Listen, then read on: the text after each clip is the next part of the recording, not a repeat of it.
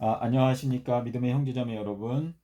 오늘은 9월 달의 첫 번째 주 안식일 시작되는 시간 금요일인데요. 저희가 저녁에 함께 성경 연구를 하기 위해서 모이게 되었습니다. 여러분께서 이 시간에 기도하시는 마음으로 성경 말씀을 함께 저희가 살피면서 주님께서 갖고 계시는 뜻과 계획을 저희가 함께 알아가는 시간이 되었으면 좋겠습니다. 자, 저희들이 전도서의 1장에 보면 9절에서 말씀하시기를 이미 했던 것을 후에 또 다시 한다 라고 하는 말씀이 있는데 전도서 1장에 있는 말씀 제가 찾아서 읽어드리겠습니다. 자, 우리 전도서 1장 9절에 이런 말씀이 있습니다. 이미 있던 것이 후에 다시 있겠고 이미 한 일을 후에 다시 할지라 해 아래는 새 것이 없나니. 자, 그리고 3장에도 15절에 가면 비슷한 말씀이 있는데요.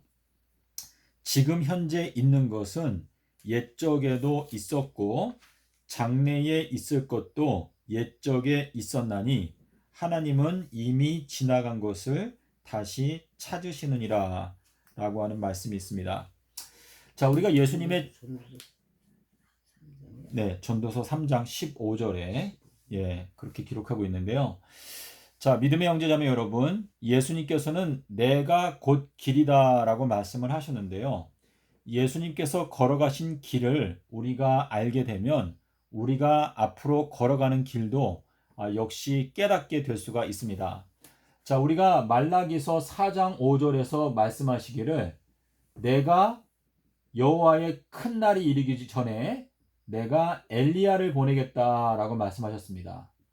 자, 엘리야가 오고 나서 그 다음에는 이제 예수님께서 그 뒤를 이어서 하나님의 사업을 이제 수행을 하셨는데 예수님께서 요한복음 8장 17절과 18절에서 말씀하시기를 너희 율법에도 이른 바와 같이 두 사람의 증거.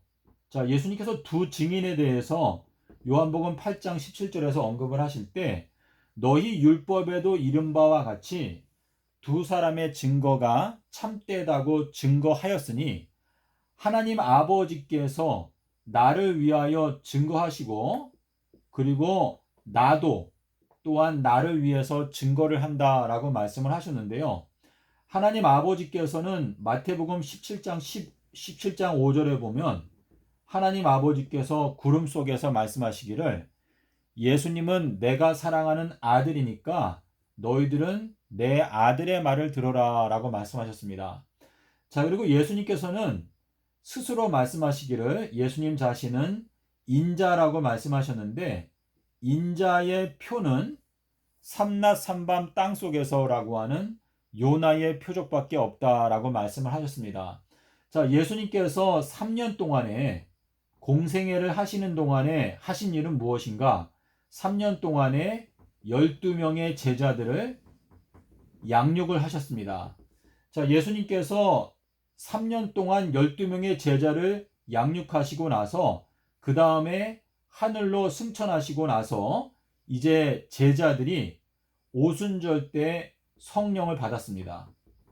자, 오순절 성령을 받고 이때에 베드로가 뭐라고 말했냐면 너희들이 아는 대로 요엘서 2장 28절에 보면 여기에 기록하기를 그 후에, 자, 이 그 후에라고 하는 것은 이른 비와 늦은 비가 내린 그 다음에는 하나님께서 하나님의 신을 만민에게 부어주겠다라고 하는 말씀을 하셨는데 그 만민에게 하나님의 신을 부어주시는 그 사건이 바로 오순절 때의 사건이다 하는 것을 베드로가 사도행전 2장에서 설명을 하였습니다. 자, 그 성경 구절을 제가 여러분께 구체적으로 말씀을 드리겠는데요. 자, 우리 사도행전 2장의 17절, 2장 17절에 보시면은 사도 베드로가 요엘서 2장 28절을 그대로 인용하면서 오순절 때 받은 성령은 바로 그 후에 내가 나의 신을 만민에게 부어주리니 라고 하는 그 말씀이 성취가 된 것이다 라는 것을 설명을 하고 있습니다. 자, 그래서 이 예수님 당시에 늦은 비로 왔던 것이 바로 침례 요한이었습니다. 자, 이 침례 요한은 예수님께서 말씀하시기를 요한복음 5장 35절에서 뭐라고 말씀하셨는가 하면 침례 요한은 켜서 비치는 등불이다 라고 말씀하셨습니다.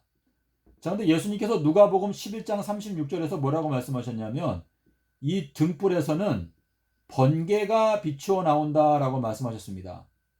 자, 근데 이 번개라고 하는 것은 스가랴서 10장 1절에 보면 이 번개는 늦은 비와 함께 동반해서 오는 것이 번개입니다. 자, 그래서 이 늦은 비라고 하는 헬라어의 의미가 무엇인가? 늦은 비는 저물 때라고 하는 뜻입니다. 저물 때. 자, 그래서 저물 때에 내리는 것이 늦은 비인데 이 69일해가 저물게 될 때, 다시 말해서 기름 부음을 받은 자 왕이 일어나게 될 때, 그때가 바로 지금 엘리야가 AD 26년도에 침례 요한이 너희들은 주의 길을 곧게 하라 라고 외치면서 엘리야가 AD 26년도에 뭐라고 말했냐면 임박한 진노를 너희가 빨리 피하기 위해서 도망쳐라. 자, 진노가 임박해 왔으니까 너희가 빨리 서둘러서 그 진노로부터 도망을 쳐라 라고 말했습니다. 자, 근데 엘리야의 사명이 끝나고 난 다음에 이제 예수님께서 공생애를 시작하실 때 공생애의 첫 번째 해에 예수님께서 뭐라고 말씀하셨는가 하면 하나님의 진노가 이미 너희들 머리 위에 머물러 있다라고 말했습니다. 그래서 침례 요한은 임박한 진노를 경고를 하였고 그리고 회개의 침례를 전파를 하였고 그 다음에 예수님께서 이제 공생애를 시작하실 때 바리새인들과 사두개인들에게 하나님의 진노가 이미 너희들의 머리 위에 머물러 있다라고 말씀을 하셨습니다. 자, 그래서 우리가 이 순서를 보게 되면 엘리야가 먼저 오고 그 다음에 두 증인이 오고 그 다음에 오순절 때에 성령을 부어주시고 그 다음 단계가 바로 대환란입니다. 자, 그래서 침례 요한이 계시록 1장에서 자기 자신을 설명할 때에 나는 예수 그리스도의 환란에 동참하는 자다라고 자기 자신을 소개를 하였습니다. 자, 그래서 여러분께서 예수님의 초림이 예수님께서 말씀하시기를 내가 곧 길이다 라고 말씀하신 것은 예수님께서 12 제자들을 인도하신 그 과정은 이 마지막 때에 계시록에서 12 지파 14만 4천인들을 예수님께서 어떻게 인도하시는지 그 과정을 구체적으로 초림 때에 예수님께서 설명을 하셨습니다. 자, 그래서 우리가 마가복음 13장 23절에 보시면은요, 예수님께서 말씀하시기를 너희들은 주의하라, 너희들은 조심해라, 내가 모든 것을 너희들에게 미리 다 말하였다라고 말씀하셨습니다. 자, 예수님께서 이 말라기서 4장 5절에서 여호와의 큰 날이 오기 전에 내가 선지자 엘리야를 보내겠다라고 말씀하셨는데요. 지금 이 큰 날이라고 하는 것은 요한복음 19장 31절에 나타나 있는 그 안식일이 큰 날이기 때문에 사람들이 예수님을 빨리 십자가에서 내려서 무덤에 장사 지내려고 했다라고 하는 그 큰 날을 말하는 것입니다. 자, 그래서 이 큰 날이 오기 전에 주님께서 엘리야를 보내겠다라고 말씀을 하시는데요. 자, 예수님께서 승천하시기 직전에 사도행전 1장 6절에 보면 예수님의 제자들이 예수님께 여쭤보기를 예수님, 이스라엘의 나라를 회복하시는 것이 지금인가요? 라고 물어보았습니다.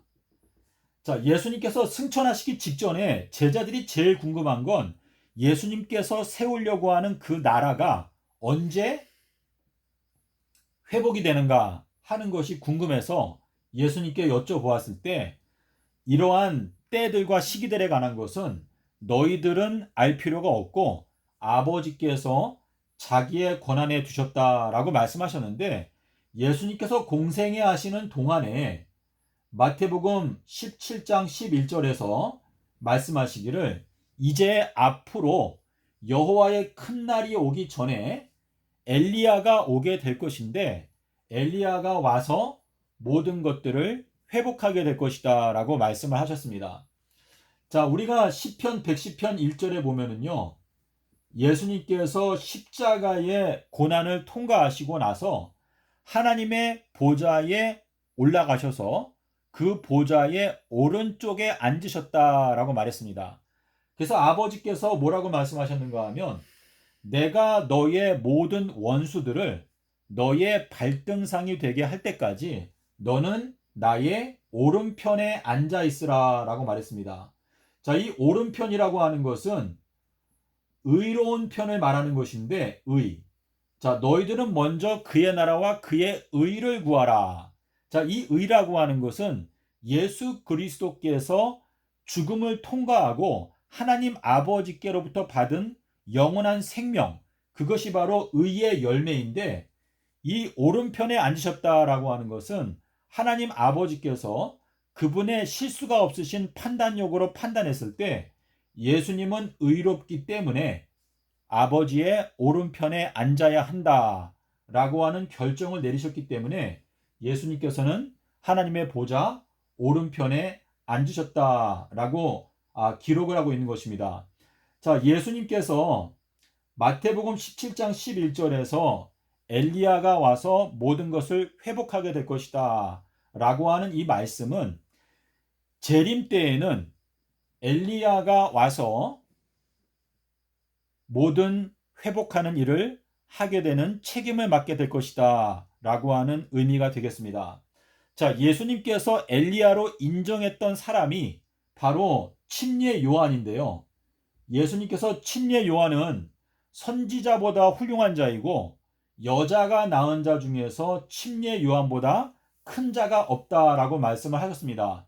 자, 근데 이 침례 요한은 등불이다라고 말씀을 하셨는데, 예수님께서 계시록에서 말씀하시기를 등경, 자, 등불과 등경의 관계를 생각해 볼 때 등경은 등불을 받쳐놓는 받침대입니다.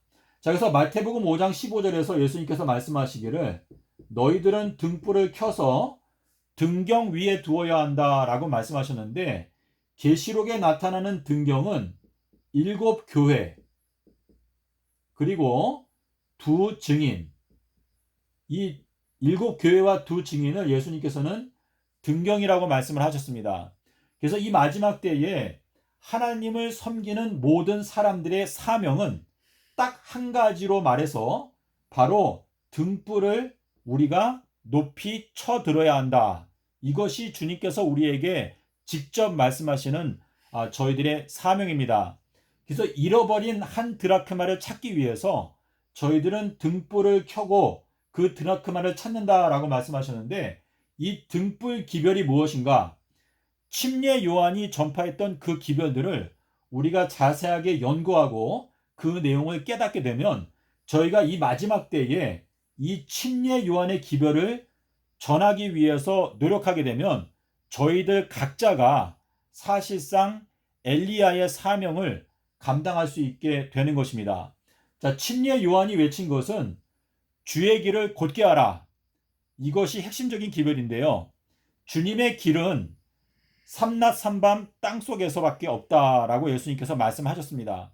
그래서 아버지께서 너희들은 내 아들의 말을 들어라 라고 말했는데, 예수님께서 직접 말씀하시기를 내가 이 모든 악하고 음란한 세대에게 허락해 줄 수 있는 기적은 딱 한 가지, 요나의 기적밖에 없다라고 말씀하셨기 때문에 하나님 아버지의 뜻, 그리고 아들 예수님의 뜻, 그리고 엘리야로 왔던 침례 요한의 기별, 이 세 가지를 종합했을 때 우리가 가장 핵심적인 기별로 깨닫게 되는 것이 바로 마태복음 12장 40절에 나타나 있는 요나의 표적이 되겠습니다. 자, 그래서 우리가 알 수 있는 것은 먼저 엘리야가 오고 그 다음에 2증인이 오는데, 그 다음에 42달의 대환란이 있다라는 것을 저희가 알게 되는 것입니다. 그래서 여러분께서 예수님께서 초림 때에 어떠한 과정을 통해서 이 제자들을 양육하셨는지를 깨닫게 되면 그 과정이 재림 때에도 역시 똑같이 반복된다라는 것을 알 수가 있습니다. 자, 여러분께서 히브리서 9장 26절에 보면 예수님께서 초림하신 그 사건을 세상 끝이다 라고 설명하고 있습니다. 자, 예수님의 초림을 히브리서 9장 26절에서는 죄를 없이 하기 위해서 예수님께서 세상 끝에 나타나셨다라고 말씀하셨는데, 이 세상 끝은 예수님께서 뭐라고 말씀하셨는가 하면 추수 때라고 말씀하셨습니다. 추수 때. 자, 요 추수 때라고 하는 것은 마태복음 13장 39절에서 세상 끝은 추수 때요 라고 말씀하셨고, 이 추수 때는 풀무불의 기간이다 라고 예수님께서 42절에서 말씀하셨습니다. 자, 그리고 이 추수의 기간은 7년 동안에 성취가 된다는 것을 예레미야서 5장 24절에서 말씀을 하셨습니다. 그래서 우리가 지금 예수님께서 세상 끝에 나타나셨는데 재림 때에도 역시 세상 끝이 또다시 반복이 되는데, 자, 예수님께서 요한복음 5장에서 들판을 바라보면서 너희가 넉 달이 지나야 추수할 때가 이르겠다 하지 아니하느냐. 너희들이 눈을 들어서 밭을 보아라. 희어져서 추수하게 되었도다. 자, 희어졌다라고 하는 것은 우리 성도들이 마지막 재림 전에 흰 옷을 입는다 라고 하는 의미와 연결되어지는 것인데요. 우리가 예수님께서 주시는 희고 깨끗한 세마포를 입게 되면 저희가 추수의 준비가 이루어진다라고 하는 뜻인데, 예수님께서 말씀하신 요 세상 끝이라고 하는 표현은 마태복음 24장 3절에서 제자들이 예수님께 물어보기를 주의 임하심과 그리고 세상 끝에는 무슨 징조가 있겠습니까? 라고 물어보았습니다. 자, 여기에 나타나 있는 이 주의 임하심이라고 하는 것은 여러분께서 야고보서 5장 7절에 보시면요, 이 야고보서 5장 7절 8절이 굉장히 중요한 말씀이니까 여러분께서 성경을 펴고 이 내용을 깊이 있게 연구해 보시기를 바랍니다. 자, 우리 야고보서 5장 7절에 보면 길이 참아라, 오랫동안 참아라 라고 하는 말씀이 3번 나타나고 있습니다. 자, 주의 임하심, 주의 임재하심까지 너희가 길이 참고 기다리는데, 농부가 열매를 마음 가운데 바라고 이른 비와 늦은 비를 기다리는 것처럼 너희들은 주님의 강림하심을 기다려라 라고 말했습니다. 자, 그래서 이 주의 임하심이라고 하는 것은 이른 비와 늦은 비를 가리키는 것인데요. 지금 여러분께서 누가복음 17장 22절과 26절의 말씀을 보시게 되면 노아의 날들과 같이 인자의 날들도 역시 그렇게 될 것이다 라고 말씀을 하셨습니다. 자, 인자의 날들과 노아의 날들이 같은데, 예수님께서 누가복음 17장 26절에서 22절에서 말씀을 하시기를 너희가 인자의 날들 중에서 하루를 보고자 하여도 보지 못하게 되는 때가 오게 될 것이다 라고 말씀을 하셨습니다. 여러분께서 이 재림의 장면은 예수님께서는 초림 때에 예수님께서 진리의 말씀을 저희들에게 주고 가셨는데, 재림의 경우에는 예수님께서 이 모든 일을 회복하는 그 일을 엘리야에게 맡기시겠다라고 말씀하셨기 때문에 여러분께서 이 재림 때에 구원받는 백성에 속하기 위해서는 반드시 주님께서 말씀하신 엘리야의 기별, 다시 말해서 침례 요한이 전파했던 그 엘리야의 기별을 우리가 깨닫지 못하면 이 재림 때에 저희가 구원에 들어갈 수가 없고, 엘리야의 기별을 깨닫지 못하기 때문에 결국은 깨닫지 못한 상태에서 멸망을 당하게 된다라고 하는 뜻입니다. 자, 여러분께서 마가복음 9장 12절, 13절. 자, 요거하고 마태복음 17장 12절. 자, 요 두 가지 성경 구절이 중요한데요. 여러분께서 요 두 가지 성경 구절을 읽어보시면 재림 때의 인자는 바로 엘리야를 뜻한다라고 하는 것을 여러분께서 아실 수가 있습니다. 자, 여러분께서 지금 약간 어떻게 생각하실지 몰라서 마태복음 17장에 있는 말씀을 함께 보시겠습니다. 자, 우리 마태복음 17장에 보면 예수님께서 말씀하시기를 엘리야에 대해서 말하면서 내가 너희에게 말하노니 엘리야가 이미 왔는데 사람들이 알지 못하고 그를 임의로 대우하였다. 그와 마찬가지로 인자도 그들에게 고난을 받으리라 라고 말했습니다. 자, 지금 마태복음 17장에서 말씀하시는 건 뭐냐면 엘리야가 이미 왔는데 사람들이 엘리야를 자기들의 원하는 대로 그냥 막 대한 것처럼 인자도 역시 고난을 받게 될 것이다 라고 마태복음 17장에서 말씀하셨습니다. 자, 그런데 마가복음에 가면 좀 더 확실하게 말씀을 하셨는데요. 마가복음 19장 12절 13절에 엘리야가 와서 모든 걸 회복할 건데 미리 기록된 대로 인자에 대해서 미리 기록하기를 인자는 많은 고난과 멸시를 당하게 될 것이다 라고 말했는데 엘리야가 왔는데 역시 기록된 대로 사람들이 엘리야를 임의로 대우하였다 라고 하는 이 말씀은 인자에 대해서 기록된 대로 예수님께서 고난과 멸시를 받았는데 그 인자에 대해서 기록된 그대로 엘리야도 역시 사람들로부터 임의로 대우를 받았다라고 말씀하시고 있습니다. 자, 그래서 우리가 지금 마태복음 17장 12절과 마가복음 9장 12절 13절을 여러분께서 함께 비교해서 보시게 되면 초림 때의 인자는 예수님이셨는데 재림 때의 인자는 바로 주님께서 보내시는 엘리야가 바로 인자라고 하는 호칭을 예수님께서 말씀하신 것을 여러분께서 깨닫게 되실 수가 있습니다.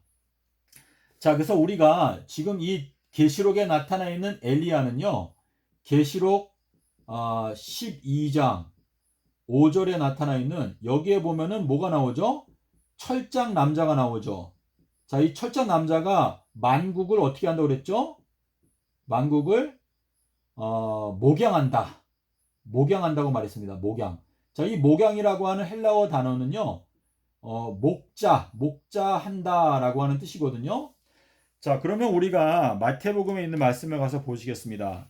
자, 우리 마태복음 25장에 가면은요, 여기에 인자가 나옵니다. 자, 마태복음 25장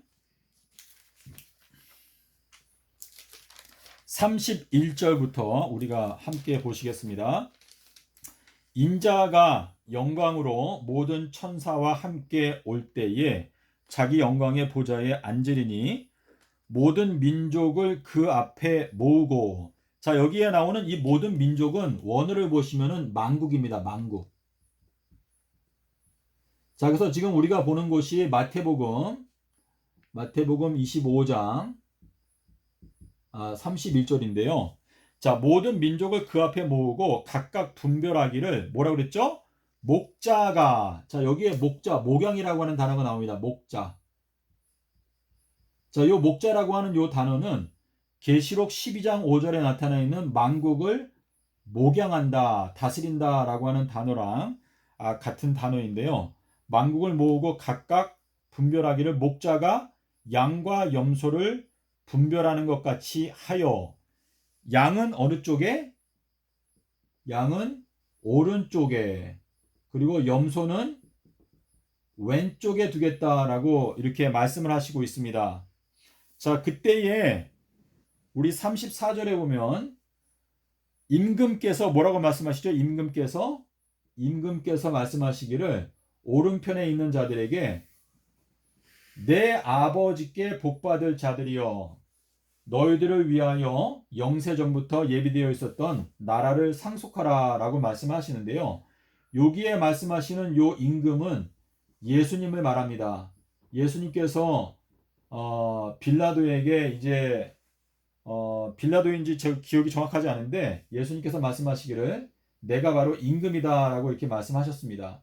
자, 그래서 우리가 예수님께서는 하늘에 올라가셔서 오른편에 앉아 계시고 그리고 이 마지막 때의 엘리야의 역할은 엘리야는 하나님의 백성들을 이끌어서 그들을 오른편에 두는 것이 엘리야의 일입니다.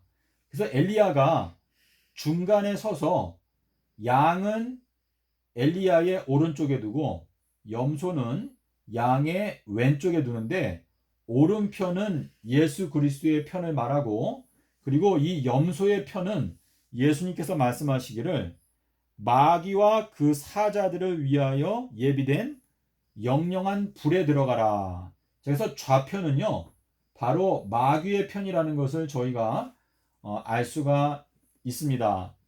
자, 예수님께서 말씀하시는 인자가 올 때에 세상에서 믿음을 보겠느냐라고 하는 그 말씀은 예수님께서 이 마지막 때의 재림의 사건에 대해서는 엘리야가 와서 모든 것을 회복하도록 역사를 하시겠다라고 하는 뜻인데 엘리야가 올 때에 과연 이 세상에서 믿음을 찾아볼 수 있겠느냐라고 하는 말씀을 예수님께서 말씀을 하시는 것입니다. 자, 그래서 여러분께서 지금 이 초림의 과정을 보시게 되면 주님께서는 먼저 엘리야를 보내시고 그리고 이 엘리야가 계시록 12장 5절에서 말하는 이 철장 남자가 하나님의 보좌로 올리어 가더라라고 하는 그 말씀이 2023년도가 되겠습니다. 그래서 2023년도 3월 달이 지나게 되면 이제는 인자의 날들이 끝나게 되는 것인데 그래서 주님께서 누가복음 17장에서 말씀하시기를 너희가 때가 이르게 되면 인자의 날들 중에서 하루를 보고자 하여도 보지 못하게 되는 날들이 오게 될 것이다 라고 하는 말씀을 하신 것입니다. 자, 우리 요한복음의 7장에 있는 말씀을 저희가 잠깐 가서 보시겠습니다. 자, 우리 요한복음 7장에 가면은요 예수님께서 초막절 기간 때에 제자들과 함께 예루살렘에 올라가지 않으시고 언제 올라가셨는가 하면 초막절의 중간이 되었을 때에 올라가셨습니다. 자, 예수님께서 뭐라고 말씀하셨냐면 너희들 먼저 초막절에 올라가라. 나는 나의 때가 아직 안 됐기 때문에 올라가지 않겠다라고 말씀하시고 기다렸다가 7장 14절에 보면 명절의 중간이 되었을 때 예수님께서 성전에 올라가서 가르치셨다라고 기록하고 있습니다. 자, 이 초막절 사건은요, 이 마지막 때의 재림 전에 특별히 2015년부터 2022년까지가 초막절은 15일부터 22일까지거든요. 2015년부터 2022년까지가 바로 이 초막절 행사의 기간인데 저희들이 스가랴서에 보면은 초막절 때에 하나님께 경배를 드리기 위해서 올라오지 아니하는 자들에게는 하나님께서 비를 내려주시지 않겠다라고 하는 경고를 하셨습니다. 자, 그래서 이 말씀은 무슨 뜻인가? 2015년부터 2022년도 사이에 하나님의 뜻을 간절한 마음으로 구하고 하나님을 온전한 마음으로 경배하기 위해서 노력하지 아니하는 자들에게는 하나님께서 성령의 비를 내려주시지 않겠다라고 하는 경고를 스가랴서 14장에서 경고를 하셨습니다. 자, 그래서 지금 저희가 2021년도에 와 있는데요. 2022년도는 엘리야의 해가 될 것이고 그리고 마지막 해가 될 것입니다. 자, 우리가 누가복음 1장 80절에 보면은요. 첫 번째 엘리야로 왔던 침례 요한의 경우에 그가 이스라엘 백성들 앞에 나타나기 전까지는 광야에서 지냈다라고 말했습니다. 자, 이 광야라고 하는 것은 하나님의 말씀을 뜻하거든요. 그래서 침례 요한이 이스라엘 백성들 앞에 나타나기 전까지는 광야에서 지냈다라고 기록하고 있는데 자, 누가복음 3장 2절에 보면 여기에 뭐라고 기록하고 있는가 하면 하나님의 말씀이 침례 요한에게 임하였다라고 기록하고 있습니다. 자, 여러분께서 요 3장 2절의 말씀을 원어 성경을 찾아보시게 되면은요. 요한복음 1장 14절에 이런 말씀이 있습니다. 말씀이 육신이 되어 우리 가운데 거하심에 라고 하는 말씀이 있는데, 그것은 예수님께서 성육신이 되셔가지고 육신을 입고 이 땅에 와서 계셨다라고 하는 뜻인데, 그 요한복음 1장 14절과 동일한 표현이 여기 누가복음 3장 2절에 나타나고 있습니다. 하나님의 말씀이 침례 요한이라고 하는 육체에 임하였다 라고 하는 표현이 여기 누가복음 3장 2절에 나타나고 있고요. 그리고 이제 요한복음 10장에 보면은요, 예수님께서 뭐라고 말씀하셨는가 하면, 하나님의 말씀을 받은 자들을 무엇이라고 불렀다? 예, 신이라고 불렀다라고 하는 말씀이 있는데, 거기에도 역시 똑같은 표현이 나타나고 있습니다. 예, 여러분께서 여기 10장 35절에 보면은요. 자, 그래서 여러분께서 원어 성경을 보시는 분들은 요한복음 10장 35절하고 누가복음 3장 2절 그리고 요한복음 1장 14절을 비교해서 살펴보시게 되면, 말씀이 육신이 되어 우리 가운데 거하심에, 그리고 말씀이 침례 요한에게 임함에, 그리고 하나님의 말씀이 임한 자를 신이라 하였다. 요 세 가지가 표현이 다 같은 것인데요. 우리 인간은 그냥 질그릇과 같은 존재들입니다. 하지만 능력의 힘이 큰 것이 하나님께 있고, 그 능력이 예수님께 있습니다. 그래서 예수님의 능력이 우리 질그릇과 같은 인간에게 임하게 되면 주님께서 그 그릇을 사용해서 그분의 뜻을 이루신다라고 하는 뜻인데, 주님께서는 3030년도, 이 3030년도가 되면은요, 예수님의 원수들, 마귀로부터 시작해서 악한 천사들과 이 땅에서 하나님께 불순종했던 모든 악한 자들이 전부 다 예수님의 발 밑에 먼지와 같이 밟히게 될 것입니다.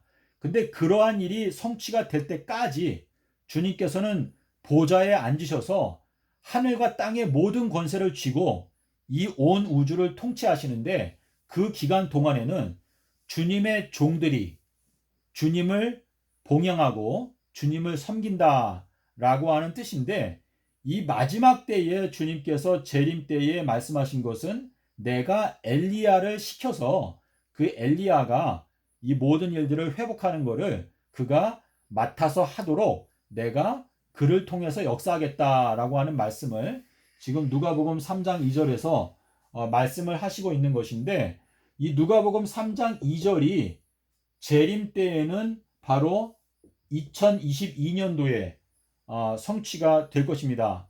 자, 여러분께서 아시는 대로 요 메시아, 자, 이 메시아라고 하는 요 메시아를 헬라어로 기록하게 되면은요, 이 헬라어의 뜻이 뭐냐면 요게 가운데라고 하는 뜻입니다. 가운데.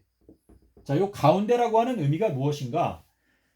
가운데라고 하는 것은 중보, 다시 말해서 가운데 서서 악한 자들은 왼쪽에 두고 의로운 자들은 오른쪽에 두는 이제 그러한 역할을 어떻게 설명하는 것인데요. 주님께서 우리들을 제사장으로 부르셨다라고 하는 것은 우리가 하나님과 악인들 사이에서 악인들을 이끌어서 예수 그리스도의 편에 두기 위해서 노력하는 자가 바로 제사장의 역할인데, 지금 이 마태복음 25장에서 말하는 양은 오른쪽에 두고, 다시 말해서 양은 예수님의 편에 두고 염소는 사단의 편에 둔다라고 하는 뜻인데, 요 양이라고 하는 헬라어 단어의 뜻이 무엇인가 하면 발 앞에라고 하는 뜻입니다. 발 앞에. 그리고 염소라고 하는 요 헬라어 단어는요, 다툼 또 살인이라고 하는 뜻입니다. 그래서 요 양이라고 하는 것은 이 발이라고 하는 요 헬라어 단어가 삼낮 삼밤 땅속에서 주의 길을 가리키는 단어거든요. 그래서 이 양이라고 하는 것은 엘리야의 기도를 깨닫고, 그리고 하나님 아버지께서 말씀하신 대로 내 아들의 말을 들어라 라고 하는 그 말씀을 듣고, 그리고 인자의 표인 삼낮 삼밤 땅속에서를 깨닫는 자들이 결국은 양의 무리가 되는 것이고, 염소 같은 경우에는 서로 다투고 또 살인하는 그러한 무리들이, 왜냐하면 성령이 없게 되면 진리의 말씀을 깨닫지 못하고 다투고 살인하는 일을 하게 되는 자들이 이제 염소다라고 하는 의미가 되는데요. 주님께서 양과 염소, 또 오른편, 왼편, 자, 이 오른편이라고 하는 것은 이사야서 41장 10절에 보시면 여호와께서 말씀하시기를 나의 의로운 오른편으로 너를 붙들겠다. 오른팔로 너를 붙들겠다. 그래서 이 오른쪽이라고 하는 것은 바로 의로운 편을 말하는 것입니다. 의로운 편. 자, 우리 예수님께서 십자가에 달리셨을 때 우리 누가복음 23장에 보면 강도 두 사람이 함께 십자가에 달렸는데 하나는 오른편에 하나는 왼편에 십자가에 달렸다라고 기록하고 있는데 예수님께서 십자가 위에 달리신 그 상태에서 이 두 명 중에서 한 명은 구원하시고 한 명은 멸망을 당했습니다. 그래서 한 강도에게 내가 진실로 너에게 약속하는데 오늘 너가 나와 함께 낙원에 있게 될 것이다. 자, 그래서 지금 예수님께서 십자가에 계시다라고 하는 것은 양 강도의 가운데에 계시다. 그래서 예수님께서 십자가에 계시는 동안에는 이 가운데에서 이 한 사람을 이제 의로운 편에 영생의 편에 두는 일을 하셨는데 예수님께서 십자가의 요 사명을 마치고 나서 하늘에 올라가셔서는 예수님이 하나님 아버지의 오른쪽에 앉으셨다. 그것은 하나님 아버지께서 예수님을 의롭다라고 평가하시고 너는 의로우니까 나의 오른쪽에 앉아 있어라 라고 말씀하신 것인데 마귀의 경우에는 왼쪽에 앉아 있는데 이 마귀가 멸망당하게 되는 시점은 3030년이 된다는 것을 저희가 알 수가 있습니다. 그래서 예수님께서 엘리야가 와서 모든 것을 회복한다라고 하는 것은 엘리야가 이 가운데에 서서 양들은 오른쪽에 두고 염소는 왼쪽에 둔다라고 하는 뜻인데요. 여러분께서 계시록 7장 17절에 있는 말씀을 기도하시는 마음으로 읽어보십시오. 여기에 보면 지극히 작은 양 한 마리가 하나님의 보좌의 정가운데에 위치하고 있는데 그가 이제 온 세상을 다스릴 것이다. 목양하게 될 것이다. 라고 하는 말씀이 계시록 7장 17절에 기록하고 있고 그 지극히 작은 양 한 마리가 사람들을 생명수 강으로 인도하게 될 것이다. 라고 하는 말씀이 있습니다. 자, 예수님께서는 십자가에서 죽으실 때 이 강도 양편의 가운데에서 돌아가셨습니다. 사실상 예수님은 온 우주의 중심이신데요. 예수님께서 이 온 우주의 중심으로서 우리 죄인들을 구원하기 위해서 일주일의 한 가운데에서 영원의 한 가운데에서 돌아가셨습니다. 근데 이제 예수님께서 하늘에 올라가셔서 하나님의 보좌의 우편에 앉아 계시는 동안에 이제 그 오른편 왼편으로 나누는 역할을 이제 우리 인간들에게 맡기시겠다라고 하는 건데 첫 번째로 맡기시는 인물이 엘리야다라고 하는 뜻이고 예수님께서 라오디게아 교회에 보내는 권면에 보면 이기는 자에게는 나의 보좌에 함께 앉게 하여 주겠다라고 하는 말씀하셨는데 3030년이 될 때까지는 이 엘리야뿐만 아니고 구원을 얻게 되는 주님의 모든 자녀들은 전부 다 이 보좌의 한 가운데에 위치하게 될 것이다 라고 계시록이 말하고 있습니다. 자, 그래서 우리가 계시록 5장에 가면은요 내 생물도 보좌의 한 가운데에 위치하고 있고 24장로도 역시 하나님의 보좌의 한 가운데에 위치하고 있다는 것을 저희가 확인할 수가 있습니다. 자, 여러분께서 계시록 4장에 우리 4장 6절에 보면은요. 이 보좌 앞에 이제 유리바다가 있는데 4장 6절에 보좌의 정가운데와 그리고 보좌 주변에는 네 생물이 위치하고 있다라고 말했습니다. 그리고 이 네 생물은 앞뒤에 눈이 가득하다라고 설명하고 있고 자, 그리고 계시록 5장 6절에도 보시면은요. 내가 보니 보좌의 정가운데와 네 생물들이 있는 정가운데 그리고 장로들이 모여 있는 그 정가운데에 어린 양이 서 있다라고 설명하고 있습니다. 주님께서 저희들에게 하시는 말씀은 구원을 얻게 되는 그 사람들은 이제 주님의 보좌에 함께 앉아서 심판하는 권세를 주시겠다라고 저희들에게 말씀을 하시고 있습니다. 자, 그래서 믿음의 형제자매 여러분, 제가 오늘 여러 가지를 말씀을 드렸는데요. 여러분께서 예수님의 초림, 이것이 예수님께서 걸어가신 길인데, 이 예수님께서 걸어가신 이 초림의 이 길을 우리가 자세하게 살피면 재림 때에 우리가 걸어가게 되는 길을 우리가 깨닫게 될 수가 있습니다. 자, 마태복음 11장 10절에 보시면은요, 엘리야가 와서 너희들의 길을 건축하게 될 것이다 라고 말했습니다. 자, 저희들은 이제 우리가 앞으로 개국 이래로 없던 환란을 앞두고 있는데, 우리가 앞으로 걸어가는 길을 있는 그대로 똑바로 파악을 하고 이 길을 우리가 성공적으로 통과하기 위해서 적극적인 노력을 기울여서 우리가 이 앞으로 이 모든 과정을 통과해서 우리가 정금과 같이 나오게 될 수 있다라고 하는 믿음을 갖고 우리가 적극적으로 준비를 해야 할 것입니다. 그래서 이 재림 때에 우리가 아는 대로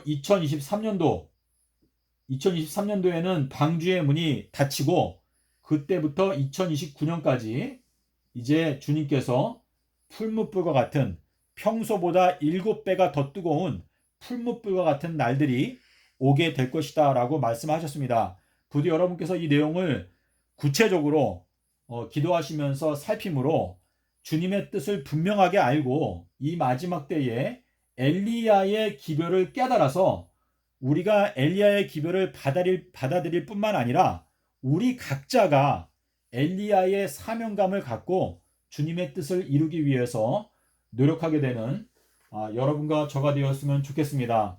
여러분께서 이 내용을 듣고 좀 궁금하시거나 좀 반론이 있거나 이상한 내용이 있으면 언제든지 저에게 연락을 주시거나 또 댓글을 남겨주시면 저희가 함께 더 깊이 대화할 수 있게 될 줄로 믿습니다. 감사합니다.